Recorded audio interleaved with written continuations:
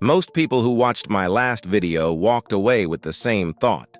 I understand the minimum now. But how do I cross it? That's the right question, and it's the one no one answers cleanly. Because most financial content stops at the concept. It shows you the gate. It tells you the gate exists. It explains why the gate matters. And then it sends you back into the world with a concept and no map. This video is the map. In the next 20 minutes, I'm going to give you 3 structural moves, not theories, not motivation, specific, executable moves that accelerate the crossing, not by 5%, not by a small margin, by years. Here's what we're working with. The median American investor crosses $100,000 in roughly 11 to 14 years. That's what doing everything right looks like. What we're discussing today cuts that runway. Not through risk, not through speculation, through design. 3 moves, 3 leverage points, each one compounding on the last. Before we go into them, I want to make one thing clear. This isn't about a number on a screen. It's about crossing the threshold where the math starts working for you, instead of requiring you to do all the work.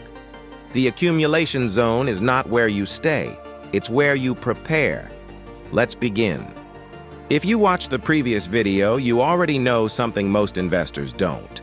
You know that compound interest has a minimum, a threshold, a gate. Below it, you are the engine. The market is not doing the heavy lifting. You are. Your income, your savings rate, your decisions. That is the mechanism driving your growth in the accumulation zone. Above $100,000, or whatever your personal minimum turns out to be, the math changes. Portfolio returns start to compete with your active contributions. The engine shifts from human effort to compound momentum. That's the destination. The problem is this. Most people understand the concept. They accept it intellectually, and then they do nothing differently. Why? Because understanding a destination is not the same as having a route. You can know that Rome exists. You can believe Rome is worth going to. You can even feel motivated to get there. But without specific turns, you default to existing behavior. And existing behavior, everyone's existing behavior, is optimized for comfort, not for crossing. This video is the route. Not metaphorically, literally. 3 structural moves that close the distance between where you are right now and the point where the math starts working in your favor. If you're starting from 0 at 40, 45, 50, or later, this matters more for you than for anyone else, because your runway is shorter, which means the moves have to be cleaner. Before we get into the moves, I want to name the real problem, because it's not what most people think. Most people believe they're stuck because of income. They think they need to earn more before the plan can work. Some believe they're stuck because of the market. They're waiting for the right conditions. And a smaller group, the most dangerous group, believe they started too late, that the window has closed, that the math no longer favors them. All 3 of those beliefs are expensive, not wrong in every case, but expensive because they outsource your agency to variables you cannot control. The real reason most people stay stuck below the compounding minimum has nothing to do with income, markets, or timing. It has everything to do with optimization. Most people in the accumulation zone are optimizing for the wrong variable. They're tracking their portfolio balance. They're watching numbers move, reacting to headlines, adjusting allocations. None of that moves the runway. What moves the runway, the single most powerful variable in the accumulation zone, is your savings rate, not your balance, not your returns. The rate at which you are converting income into base capital. When you optimize for the wrong metric, you generate the right feelings with the wrong results. That is the accumulation trap. Before we go into move 1, I want to ask you something directly. Right now, at this moment, do you know your savings rate? Not your portfolio balance? Not your account total? Not how much you put in last year? Your savings rate. The exact percentage of your monthly income actively building your base. Drop it in the comments. Just a number. 10%, 15, 25, 0. No judgment. I read every comment on this channel, because here's what I've learned from building this community. The people who know their savings rate, exactly, not approximately, behave differently than those who don't. They make different decisions. They respond differently to setbacks. They move through the accumulation zone with intention instead of drifting through it with hope. Awareness is not a passive act. It is the first structural move. And if you don't know your number right now, that's your starting point. Not the portfolio, not the platform, the rate. Calculated after this video. Monthly take-home pay, savings contribution. Divide savings by take-home, multiply by 100. That percentage is your runway speed. Everything we discuss in the next 15 minutes is about increasing that number and protecting it. Now, move 1. I said this in the last video. I'll say it again because it is the most important structural truth of the accumulation zone. Income is the lever, not returns, not allocation, not the fund you choose. Income. Here's the math. If you're saving 20% of $60,000 per year, you're adding $12,000 to your base annually. Increase that income to $80,000, same savings rate, and you're adding $16,000. That's a 33% acceleration of your runway speed. No change in behavior, no change in discipline, just a change in the input. A 2% improvement in portfolio returns. Over a 5-year accumulation window, the difference is marginal. A $20,000 income increase, the difference is structural. This is why Move 1 isn't about where you invest. It's about what you're putting in the pipeline. Now, I'm not going to tell you to just earn more. That's the advice of someone who has never navigated a career in a difficult economy. What I will tell you is this. There are 3 income levers available to every person in the accumulation zone, regardless of age, industry, or current earnings. Most people are underusing all 3. We're going to go through each one, not as motivation, as a framework. Lever 1, skill premium. Every industry has a ceiling for generalists and a significantly higher ceiling for specialists. A generalist marketer earns a general rate. A specialist in a high-demand sub-discipline earns 40 to 80% more for the same hours. The gap between generalist and specialist is almost always 18 to 36 months of deliberate focus. That's the investment. The return compounds. Lever 2, performance alignment. Most salaried roles pay for time, not results. That is a structural ceiling. Roles that pay for performance. Sales, consulting, revenue-linked positions remove that ceiling. They allow output to exceed input in ways salaried positions structurally cannot. If you are in a salaried role with no performance component, you are capped. That cap is a runway constraint. This doesn't mean you quit tomorrow. It means you understand the constraint and build toward removing it. Lever 3, parallel income, not passive income. That comes later, above the minimum. Active parallel income, a skill-based service, consulting, fractional work, something that converts existing expertise into additional cash flow without requiring you to start from zero. The goal is not to replace your primary income. The goal is to use this stream to accelerate your savings rate for a defined window, 12 to 24 months, then evaluate. 3 levers, available now. The question is which one you're closest to activating. Move 2 is the one most people skip. It doesn't feel exciting. It doesn't generate momentum. It doesn't give you a story to tell. But it may be the most structurally important move of the 3. Protect the base. Here's why this matters. In the accumulation zone, a setback is not just a setback. It's a runway extension. If you've built $40,000 and lose $20,000 through a bad position, an emotional decision, or a financial emergency, you haven't just lost $20,000. You've lost the time it took to build that $20,000, and you've added the time it takes to rebuild it. For someone above the compounding minimum, a 30% drawdown is painful but recoverable. The portfolio generates enough momentum to absorb it. For someone below the minimum, in the accumulation zone, that same 30% drawdown can set the runway back by years. This asymmetry is critical. The math of loss is not equal to the math of gain. A 50% loss requires a 100% gain just to break even. Which means protecting the base in the accumulation zone isn't conservative. It is structurally aggressive. You are keeping your runway intact so the third move can compound without interruption. 2 specific ways to protect the base. First, the emergency reserve. 3 to 6 months of expenses is the standard guidance. In the accumulation zone, that target needs to be recalibrated.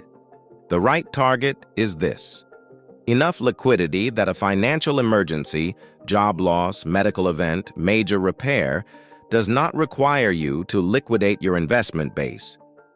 If you have to sell positions to cover an emergency, you reset your runway.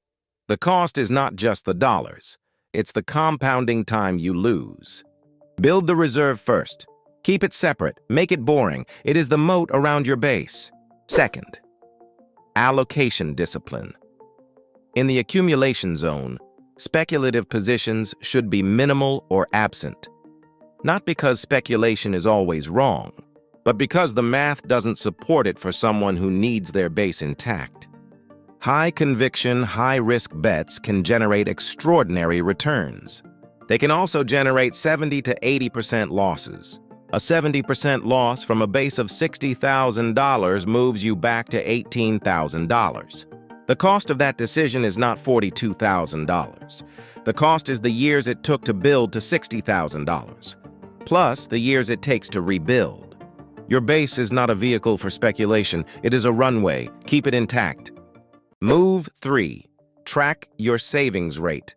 Not your portfolio balance, not your net worth, not your returns, your savings rate. This is the one metric in the accumulation zone that lives entirely within your control. You cannot control what the market does. You cannot always control what opportunities appear. But your savings rate, the percentage of your income becoming base capital every month, is yours. And most people don't track it. They watch their balance. They check the number.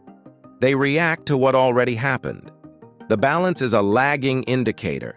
It tells you what already occurred. The savings rate is a leading indicator. It tells you how fast you're moving right now. Here's the framework. Set a savings rate target that creates mild discomfort without genuine hardship. For most people in the accumulation zone, that's between 20 and 35%. Track it monthly, not annually. Monthly. Every month you hit your target, the runway shortens. Every month you miss it and don't notice, the runway extends. The tracker is not a guilt instrument, it is a navigation instrument. Pilots do not feel shame when they check altitude. They check altitude so they can adjust course. Your savings rate is your altitude. Stop here for a moment. You have 3 moves. Income as the lever. Protect the base. Track your savings rate. Before we go into the final part of this video, where I give you a way to calculate your own personal compounding minimum, not just use $100,000 as a universal anchor, I want to ask you something directly. Which of these 3 moves is the one you've been neglecting? Not the one you think is hardest. The one you've been avoiding. Drop it in the comments. One word: income, base, tracking. Because here's what I found in this community. The bottleneck is almost never unknown. Most people already know which lever they're not pulling. The problem is not awareness. The problem is permission. Permission to prioritize income growth over lifestyle maintenance. Permission to say that protecting the base matters more than chasing returns. Permission to track a number that tells you an uncomfortable truth every month. If this video gives you that permission, it has done its job. Now, one final piece, the part I deliberately saved for this video. the $100,000 number. It's not arbitrary, but it's also not universal. Your compounding minimum may be higher. It may be lower. It depends on 4 specific variables. Let's calculate yours.